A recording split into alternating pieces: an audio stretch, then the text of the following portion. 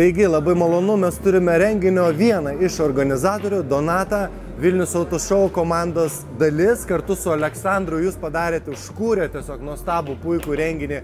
Tai yra naujas pavadinimas ir nauja vizija. Papasakok plačiau apie renginį. Kaip gimė tokia mintis Litexpo Vilnius Autošou? Pagrindinis gal dalykas tai, kad yra Vilnius, nes aš esu vilnietis. Visą laiką norėjau kažkokį tai surasti vietą, niekaip nesugalvojau, kur galima Vilnių padaryti. Nu, Litexpo, aišku, seniai buvo matomoj vizijai, nu, yra kitas lygis truputį. Reikia labai apgalvoti, įsivertinti savo galimybės. Tugi negali sužinoti, paeis, nepaeis, patiks, nepatiks. Nu, tai vat bandomas triušis yra, bandomas renginys, pažiūrėsim, ką šnekės po renginio. Tai kiek dalyviai, tiek vat ir... Kaip miestas sureaguosi visą tai? Jo, nu vat turėjom ministrą, turėjom... Kuris atidarė renginį, susisiekimo ministrą, turėjom ambasadorių Amerikos, kadangi mes puoselėjom... American Spirit? Jo, American Spirit.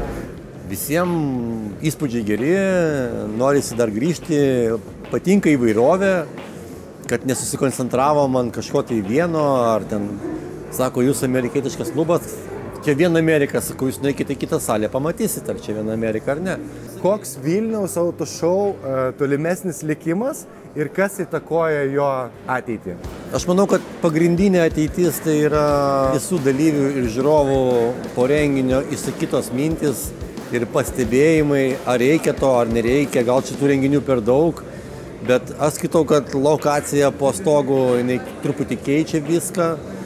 Yra truputį kitaip negu laukia. Pažiūrėsim. Šiaip yra tokia viltis, kad pasirašysim ir kitiem metam. Jeigu, sakau, nesuvalgys visi su blogais komentarais, su pykčiais kažkokiais nepasitenkinimu. Jo, aš irgi noriu pasakyti, kad visada lengva kritikuoti, visada lengva parašyti. Aš labai galiu pasakyti paprastai. Padarykit. Padarykit geriau. Patys, jo, geriau, tada galėsim ginčyti. Aš puikiai tave suprantu, nes iki tam tikro laiko žiūrėjau į renginius ir apskritai visą automobilių kultūrą vienomis akimis kaip dalyvis. Kai teko atsikasti pabandyti. Duonos organizatoriaus, kai tu supranti iš tiesų, kokie yra niuansai ir visą tą dalyką. Kiek yra nematomo darbo. Tai žmonės kartais labai mėgsta vertinti kitų darbą, bet pabūkit to dalis, prisijunkit prie komandų organizuojančių renginius ir iniciatyvų. Mes atviri visiems pasiūlymam, idėjom, pakvietimais, nežinau, mintimis. Čia yra bandoma, kaip pirmas renginys, mes vos sutalpinom norinčius, turiu minį automobilių mylėtojas, į motociklo automobilių. Laukia jau tie, kurie netilpo, kurie sutiko, atvažiavo ir nepabijojo palikti tas mašinas keliom dienom, parodyti, ką jie turi, ką jie daro. Kiekvienas daro skirtingą, kas jam patinka. Ir mes neturim peikti jų tų visų matymų, vizijų ir ką jis įsivaizduoja. Kiekvienas turi savo. O daug norinčių užsiregistravo, daug buvo dalyvių paraiškų? Aš manau, kokie 250. Kaip nebūtų gaila, norėtume priimti daugiau. Teko čia pavargti, sustatyti visus, kad būtų ir praeit galima, būtų ir pažiūrėti, ir pečiupinėti.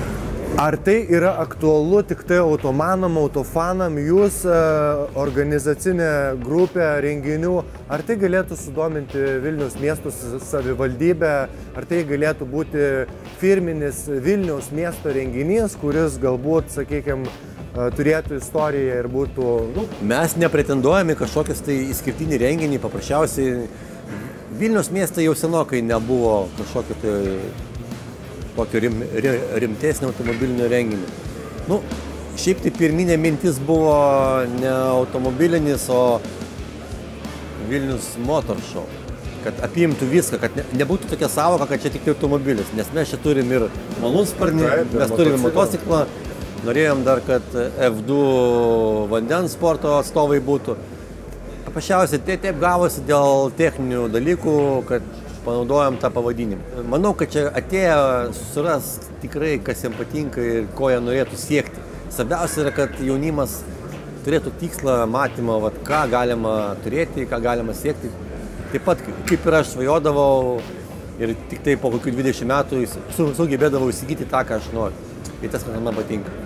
Ilga kontempliacija vyksta pas žmogų, tai yra apmąstymas ir ėjimas link to tikslo. Ir taigi, kokie tai tavo tikslai? Ką turi nusibrėžti?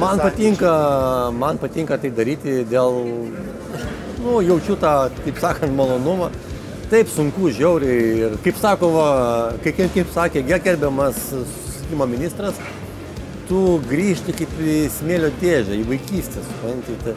Tie daiktai, ten akis. Vat aš dabar matau, kaip vaikai bėgioja nuo vienos mašinos prie kitos, jie nežino, kas čia, per daug tos informacijos.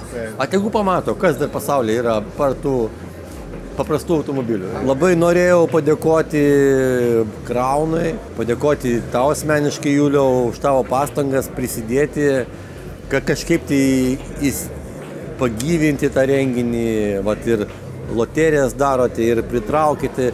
Taip ir turi būti geras jausmas būti renginį, būti gerajame ir norėti sugrįžti. Aš irgi noriu padėkoti Kraunui, kad jis man suteikė tokią galimybę tai daryti. Iš tiesų, Jurijau, linkėjimai tai. Labai graži draugystė, beje, Vilnius Auto Show, Kaunas Auto Show, mes turime American Spirit ir begalę kitų renginių. Mes turime jungtis, burtis į vieną bendruomenę, į vieną didelį stiprų kumštį, to ir linkiu, kad mūsų draugystė, Donatai, tęstųsi toliau ir kad eitume tik į priekį. Niekas mūsų nesustabdys. Ačiū tau labai ir iki greito. Iki.